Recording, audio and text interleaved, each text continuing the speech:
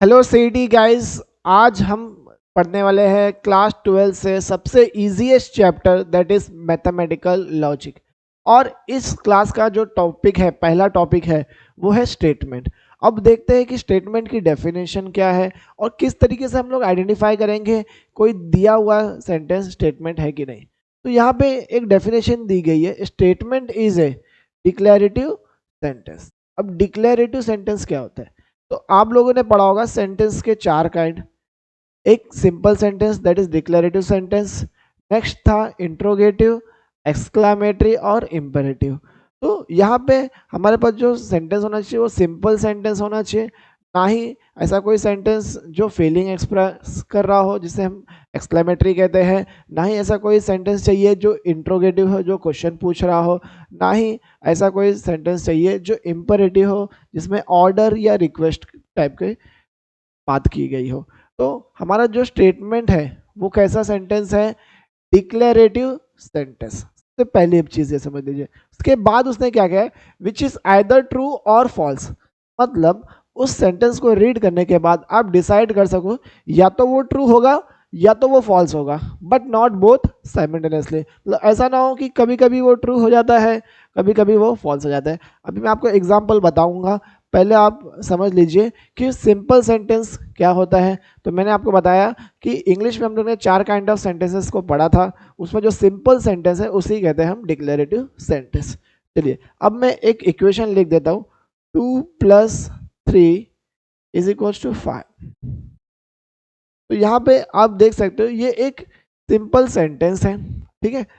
और मैं इसको रीड करके बता सकता हूँ कि ये जो सेंटेंस है वो ट्रू है सेंटेंस, मतलब ये एक स्टेटमेंट है, ठीक है। चलिए अगर मैं ऐसे लिख दूं, x+4 इज इक्वल टू 7।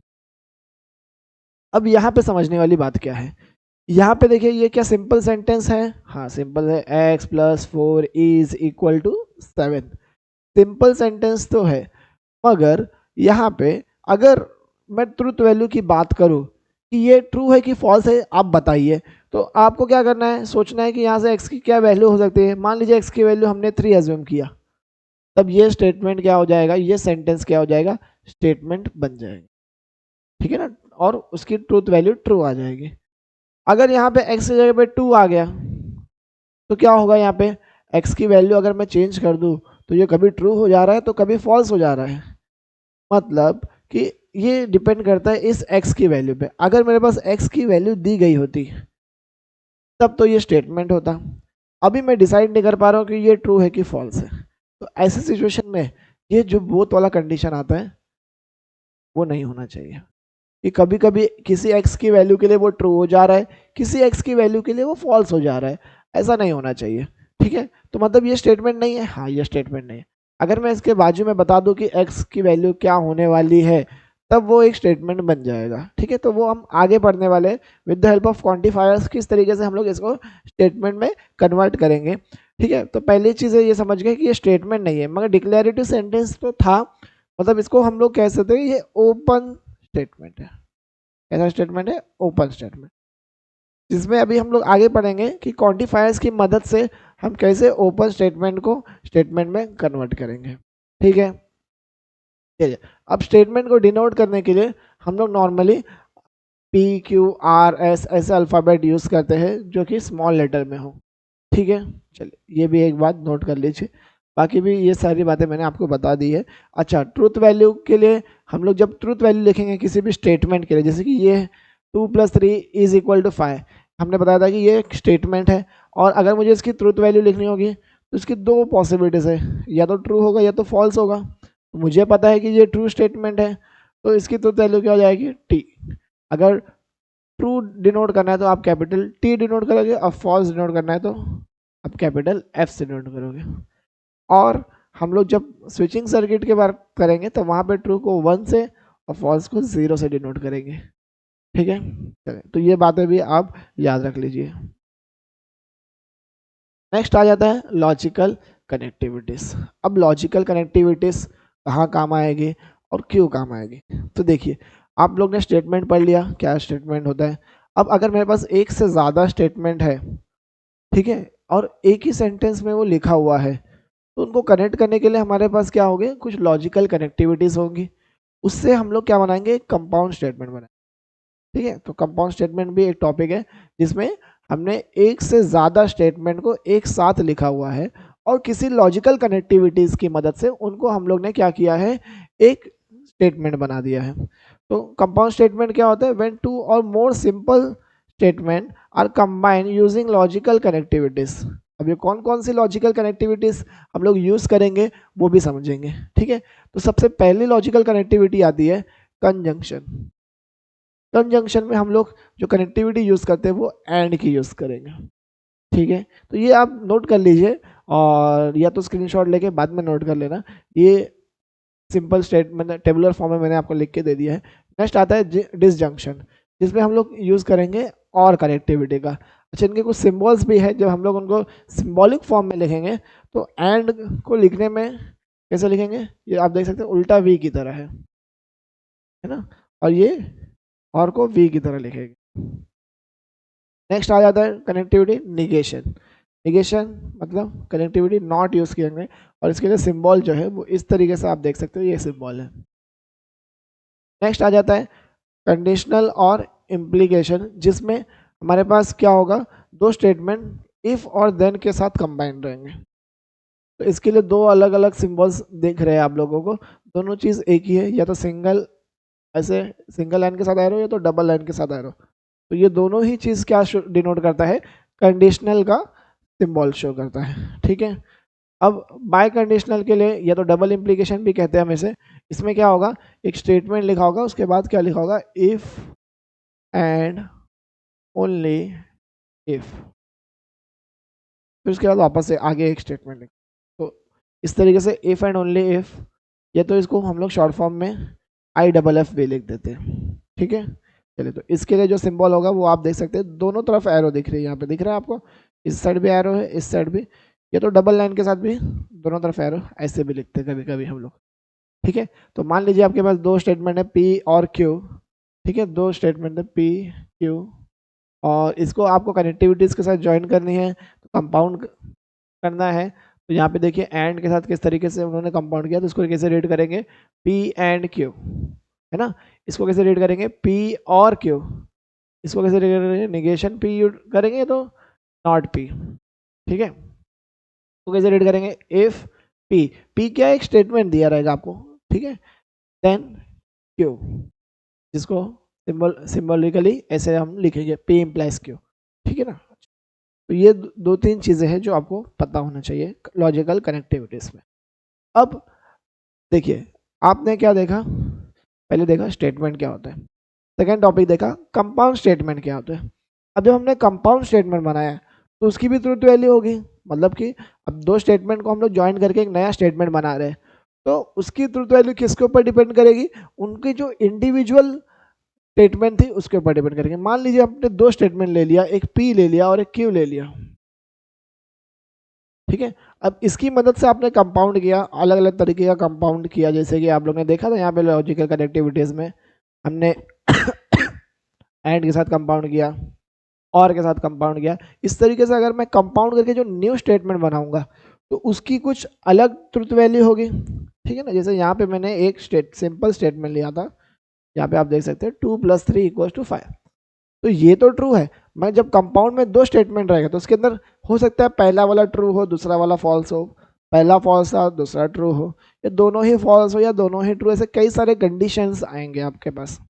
ठीक है, तो ये जो चार कंडीशंस बनाए हैं, मोस्टली दो स्टेटमेंट के लिए ये चार कंडीशन सेटिस्फाई होता है। तो इन अलग अलग कंडीशन पे जो कंपाउंड फॉर्म में हमने जो स्टेटमेंट बनाई है उसकी ट्रुथ वैल्यू क्या होगी, ओवरऑल ट्रुथ वैल्यू क्या दिखेगी, वो हम समझेंगे। मान लीजिए दो स्टेटमेंट है तो उसकी आपको चार पॉसिबिलिटीज मैंने आपको समझा दी थी। पहला क्या हो सकता है कि दोनों ट्रू हो जाए, या दूसरा हो सकता है कि पहला ट्रू हो दूसरा फॉल्स हो। एक पॉसिबिलिटी हो सकती है कि पहला फॉल्स हो दूसरा ट्रू हो, या तो दोनों ही फॉल्स की भी पॉसिबिलिटी हो सकती है। तो ये तो था हमने पॉसिबिलिटीज के बारे में डिस्कस किया। अब इन पॉसिबिलिटीज के अकॉर्डिंग जो ओवरऑल स्टेटमेंट का रिजल्ट आएगा वो भी आपको याद रखना है। ठीक है, तो जब हम एंड के साथ कंबाइन करेंगे तो उसके रिजल्ट को कैसे याद करेंगे मैं आपको समझा देता हूँ। एंड में क्या होता है, जब दोनों ट्रू रहेगा तभी आंसर ट्रू आएगा, otherwise it will B. And में क्या होता है, कैसे याद रखेंगे, जब दोनों ही स्टेटमेंट ट्रू रहेगा तो ही आंसर ट्रू है, otherwise it will be false. और में क्या होगा, जब दोनों फॉल्स रहेगा तभी आंसर फॉल्स आएगा, जब दोनों ही फॉल्स रहेंगे तभी आंसर फॉल्स रहेगा, अदरवाइज अगर एक भी ट्रू है तो आंसर ट्रू आएगा।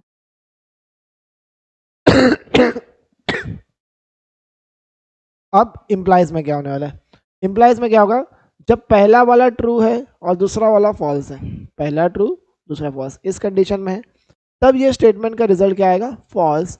अदरवाइज बाकी तीनों कंडीशन में वो क्या आने वाला है, ट्रू आने वाला। ठीक है, अब डबल इम्प्लाइज में कैसे याद रखेंगे हम लोग, जब दोनों सेम रिजल्ट रहेंगे, या तो ट्रू या डबल फॉल्स, तो ये आंसर ट्रू आएगा। अगर डिफरेंट डिफरेंट दिख रहा है तो आंसर फॉल्स आएगा।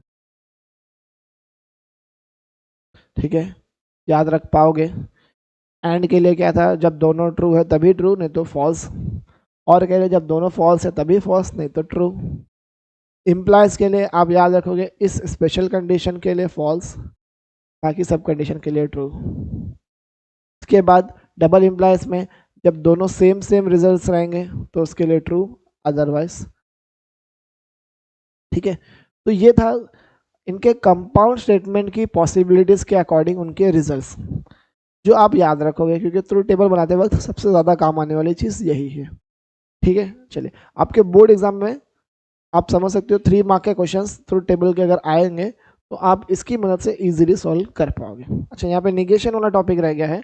निगेशन में क्या होगा, अगर स्टेटमेंट ट्रू है तो जैसे निगेशन करोगे वो फॉल्स हो जाएगा, और अगर पहले से फॉल्स है तो निगेशन करते ही वो क्या हो जाएगा, ट्रू हो जाएगा। समझ में आ रहा है आपको मैं क्या बताना चाह रहा हूँ। ठीक है, नोट कर लेंगे इस चीज़ को। अब आगे बढ़ता हूँ। अच्छा, ये सर क्या लिखा हुआ है, relation between compound statement and set in set theory. ठीक है, कंपाउंड स्टेटमेंट और सेट थ्योरी का क्या रिलेशन, अगर आपको सेट थ्योरी आती है तो हम लोग कंपाउंड स्टेटमेंट वाले कुछ क्वेश्चन रहेंगे, अभी हम लोग आगे अलजेब्रा ऑफ स्टेटमेंट जब टॉपिक पढ़ेंगे तो वहाँ पे इस चीज़ को बहुत ज़्यादा यूज़ कर लेते हैं हम लोग। इसे शॉर्ट ट्रिक होता है जो कि आपके क्वेश्चन को सॉल्व करने में थोड़ी मदद कर लेगा। ठीक है, तो जो निगेशन वाला पार्ट होता है उस सेट में हम लोग कॉम्प्लीमेंट की तरह यूज़ कर सकते हो।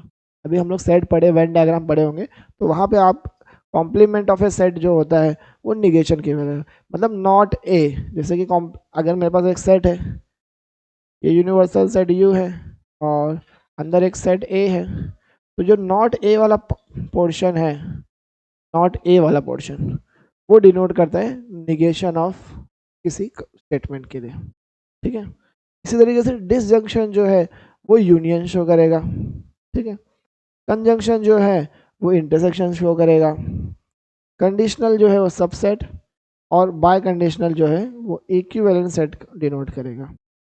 ठीक है, तो इस तरीके से इस सेट थ्योरी के कॉन्सेप्ट आप नोट करके रखिए, क्वेश्चन सॉल्व करते वक्त मैं आपको बताऊंगा कि किस तरीके से ये आपकी हेल्प करेगा क्वेश्चन को सिंप्लीफाइड फॉर्म में सॉल्व करने के लिए।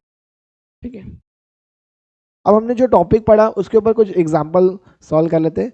मैंने मोस्टली क्या किया है, PYQs को ही लिया है ताकि आप देख सको कि किस तरीके से टॉपिक से डायरेक्ट क्वेश्चंस आपके बनते हैं। ठीक है, तो चलिए यहाँ पे दिया हुआ है PQ are the two logical statement, और यहाँ पे एक स्टेटमेंट दिया गया है, has truth value false then the truth value of P and Q are respectively. मतलब जो आर स्टेटमेंट है वो एक कंपाउंड स्टेटमेंट है, मतलब इसमें आप देख सकते हो कि कई सारी कनेक्टिविटीज यूज की गई है, मतलब कंपाउंड किया गया है। अब इसमें मोस्टली 2 स्टेटमेंट के कंपाउंड की गई है, एक है पी और एक है क्यू, इसको ही क्या किया गया है, कनेक्टिविटीज के साथ कंपाउंड किया गया है और एक नया स्टेटमेंट बनाया, उस नए स्टेटमेंट को उन्होंने डिनोट कर दिया आर। अब बोला है कि आर की वैल्यू फॉल्स आती है, तो मुझे बताना है पी और क्यू की क्या वैल्यू होने वाली है। तो 4 ऑप्शन दिए गए, तो हम लोग एक एक करके पुट करके चेक करेंगे कि आर कब फॉल्स होता है। तो चलिए कोई एक ऑप्शन, मतलब पहला ऑप्शन ही ऑब्वियसली आप पुट करोगे, तो यहाँ पे जो स्टेटमेंट दिया था क्या दिया होता है, P इम्प्लाइज निगेशन P और Q। ठीक है, अब इसमें पी और क्यू की वैल्यू हम लोग पुट करके चेक करेंगे। तो यहाँ पे पी की वैल्यू और क्यू की वैल्यू दोनों ही उन्होंने ट्रू ली है, क्योंकि देखो रेस्पेक्टिवली बोला, मतलब पहले पी है बाद में क्यू है। ठीक है, तो चलिए चेक करेंगे। तो पी ट्रू पुट कर दीजिए, इम्प्लाइज नेगेशन ऑफ ट्रू और चलिए चेक करते हैं क्या रिजल्ट आने वाला है। ये तो ट्रू होगा, इम्प्लाइज बता सकते हो आप ट्रू का नेगेशन क्या हो जाएगा। अभी मैंने बताया ट्रू का नेगेशन हो जाता है फॉल्स, फॉल्स और ट्रू। अब यहाँ पे और में आपको पता है कि क्या होने वाला है, और में क्या रिजल्ट आता है, जब और में दोनों फॉल्स रहेगा तभी फॉल्स, नहीं तो ये ट्रू हो जाएगा। तो हमारा बन गया ट्रू इम्प्लाइज ट्रू, जो कि रिजल्ट करेगा ट्रू। तो मुझे तो रिजल्ट में फॉल्स लाना था, मतलब पहला ऑप्शन गलत है। अगर मैं दोनों स्टेटमेंट को ट्रू लूँ तो रिजल्ट तो ट्रू ही आ रहा है ओवरऑल। चलिए, तो मतलब पहली चीज़ गलत हो गया, मतलब पहला ऑप्शन तो राइट नहीं है। इसी तरीके से आप दूसरा तीसरा ट्राई कर सकते हो और सही आंसर की तरफ पहुंच सकते हो। चलिए एक और ट्रायल कर ले, अब हम लोग सेकेंड वाले क्वेश्चन के साथ ट्रायल कर लेते हैं। अब मैं क्या करूँगा, पी की जगह फॉल्स और क्यू की जगह ट्रू, तो क्या हो जाएगा बताओ, फॉल्स इम्प्लाइज। अच्छा, एक चीज़ तो आप समझ सकते हो कि अगर पहला वाला फॉल्स है तो इम्प्लीकेशन में आपने यहाँ पे देखा था कि इम्प्लीकेशन में अगर यहाँ पे दोनों भी फॉल्स है तो ये कभी भी इम्प्लीकेशन नहीं रहा, तो कभी भी ये फॉल्स नहीं बना पाएगा, है ना। तो मतलब कि मुझे यहाँ पे ट्रू रखना है, मतलब पहला वाला स्टेटमेंट हमारा ट्रू रहना चाहिए। मतलब मैं सेकंड ऑप्शन को ज़्यादा ध्यान नहीं दूंगा, बाद में आके देखता हूँ उसको क्या करने का है। मतलब ऑब्वियसली फिर डी ऑप्शन भी कट जाएगा। तो अभी हमने एक ऑप्शन देखा था कि ये तो था ही नहीं, तो अब मुझे लग रहा है कि कहीं ना कहीं सी ऑप्शन राइट होने वाला है। समझ में आएगा ये दोनों रॉन्ग क्यों हो गए। देखिए, आपको ये भी समझना है कि बाकी दो ऑप्शन रॉन्ग क्यों है, ताकि कई बार ऐसा होगा कि अगर आप देखो चारों ऑप्शंस को चेक करने जाओगे तो हो सकता है कि आपका टाइम वेस्ट हो जाए। ठीक है, तो आपको पता होना चाहिए कि कौन सा ऑप्शन चेक करने से मेरा फटाफट आंसर आ जाए। ठीक है, तो वो चीज़ से क्या हो जाता है, आपको आपकी जो टाइम है वो बच जाता है और इस तरीके से आप पूरा पेपर अटेंड कर पाते हो। बहुत सारे बच्चे बोलते हैं पेपर बहुत लेंदी था, अटेम्प्ट नहीं हो पाया। उसका सबसे मेन रीज़न ये होता है कि आपके कॉन्सेप्ट की कमी रह गई और आप उसको बहुत लंदा मतलब लेंदी सॉल्व कर लिए, और लेंदी सॉल्व करने के बाद आपका रिजल्ट आया तो रिजल्ट तो आ गया, ठीक तो आपने कर लिया, मगर आपका टाइम भी चला गया। ठीक है, तो ये चीज़ पे आपको ध्यान देना है कि कम टाइम में आपको उस क्वेश्चन को सॉल्व करना है। तो ऑब्वियसली सी ऑप्शन राइट होगा, तो चेक कर लेते हैं। तो क्या हो जाएगा बताओ, पी की जगह ट्रू डाल देंगे, true implies negation of true और फॉल्स। अब देखिए negation of true is false, और आप देख पा रहे हो कि दोनों ही स्टेटमेंट फॉल्स है। तो और में जब दोनों फॉल्स आता है तो रिजल्ट फॉल्स आएगा। और अब ये एक स्पेशल कंडीशन है जो कि ट्रू इम्प्लाइज फॉल्स है, जिसमें हम रिजल्ट लिखते हैं फॉल्स। तो आप समझ सकते हो कि किस तरीके से क्वेश्चन में ट्रिक किया जाता है। आपको चार ऑप्शन दिए, अब चारों ऑप्शन को चेक करने जाओगे लाइन से, मान लीजिए ये चौथा ऑप्शन राइट वाला होता तो आपको 3 बार चेक करने पड़ते हैं, तब तक आपका हो सकता है टाइम वेस्ट हो जाए। ठीक है, तो इस तरीके से आप थोड़ा सा अपने स्किल्स को बढ़ा करके, और ये स्किल्स आपकी तभी बढ़ेगी जब आप ज़्यादा से ज़्यादा क्वेश्चन सॉल्व करोगे।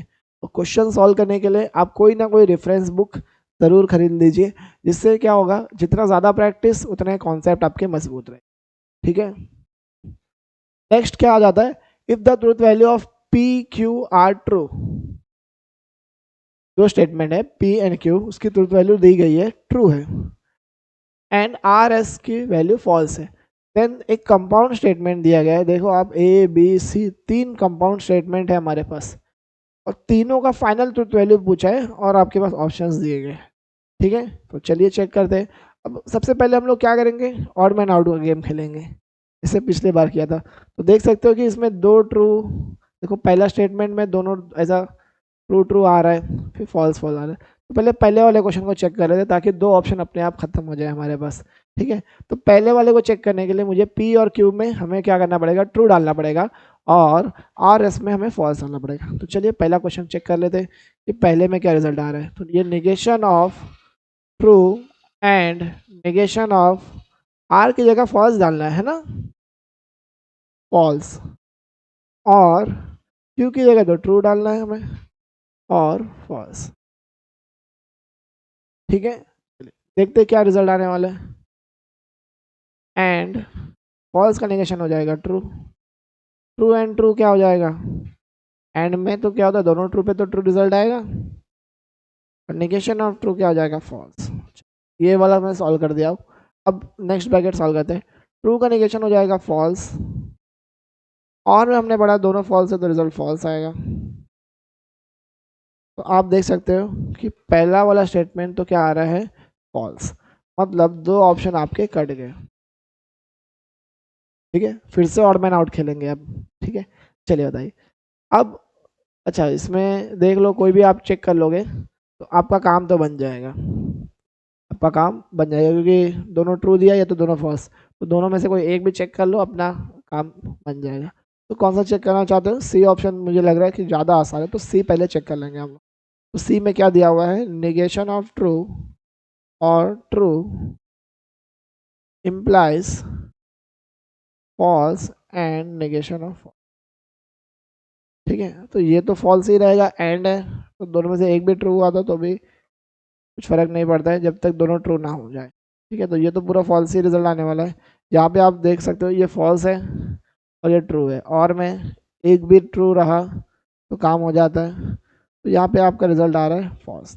थर्ड वन जो है वो फॉल्स आ रहा है, third one false, first one false, तो ये एक लौता ऑप्शन है बी ऑप्शन जो कि राइट होगा। ठीक है, समझ गए, इजी था क्वेश्चन। ठीक, आप ऐसा भी कर सकते थे, नहीं तो बाकी सब में तो वैसे ही उन्होंने फिल्टर करके रखा हुआ है। अब आप ये क्वेश्चन को खुद से ट्राई कर सकते हैं, सेम क्वेश्चन है, यहाँ पे आपको एक ही सवाल दिया गया है, दो सवाल दिए गए हैं, दोनों का आपको तुरंत निकालना है और ऑप्शन ढूंढ लेना है कि कौन सा राइट होगा। ठीक है, नेक्स्ट क्वेश्चन देखो, आप उस क्वेश्चन का स्क्रीनशॉट लेके आराम से सॉल्व कर लीजिए।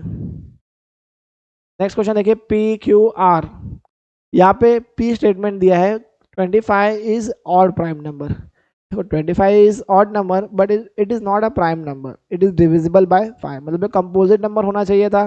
तो ठीक है, ये वाला स्टेटमेंट हमारा फॉल्स हो गया। चलिए क्यू के बारे में देखते हैं। 14 इज अ कंपोजिट नंबर, ठीक है सही बोल रहा है, 14 तो कंपोजिट नंबर है, 2 के डेसिमल में आ रहा है हमारे पास। 64 इज अ परफेक्ट स्क्वायर, तो ये भी सही बोला इसने, ये भी सही है। तो खाली पी स्टेटमेंट फॉल्स है, बाकी क्यू और आर जो है वो तो दोनों ट्रू है। ठीक है,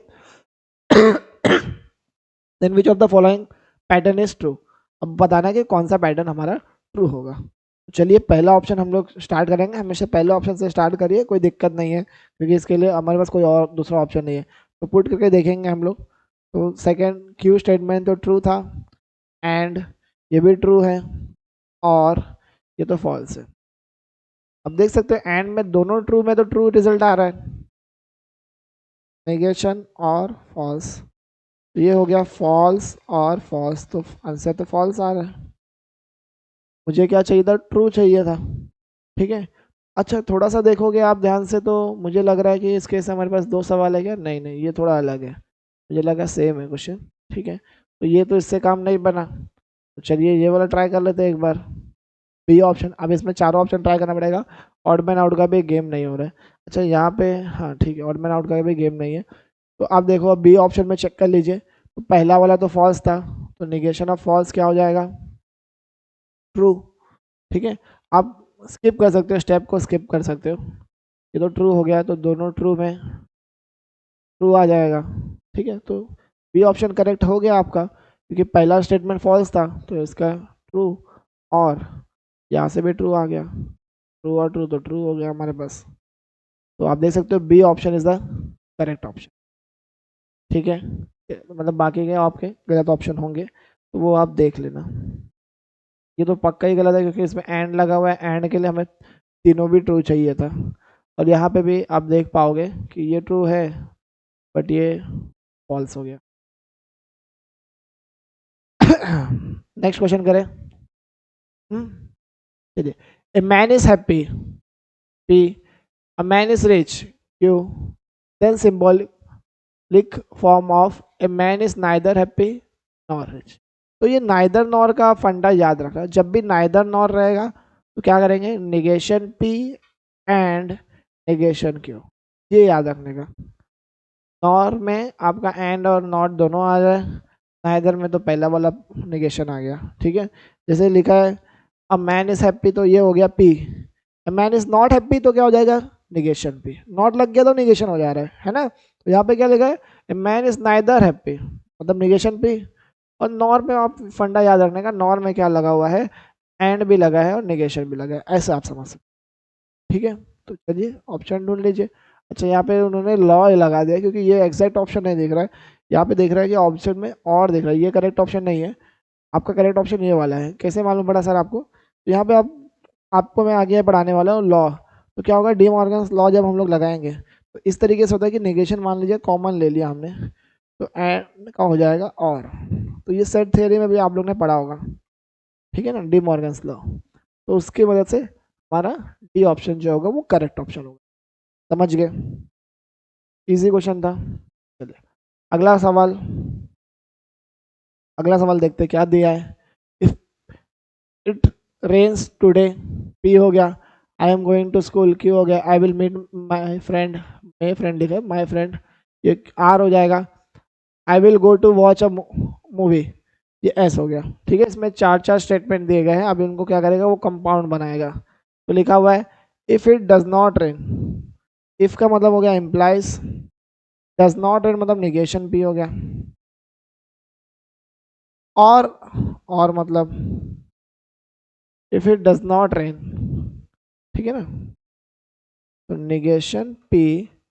और I won't go to school, go to school था, क्यों, तो वोंट गो टू मतलब क्यों का निगेशन हो गया। फिर लगा हुआ है देन, मतलब इम्प्लाइज का स्टेटमेंट।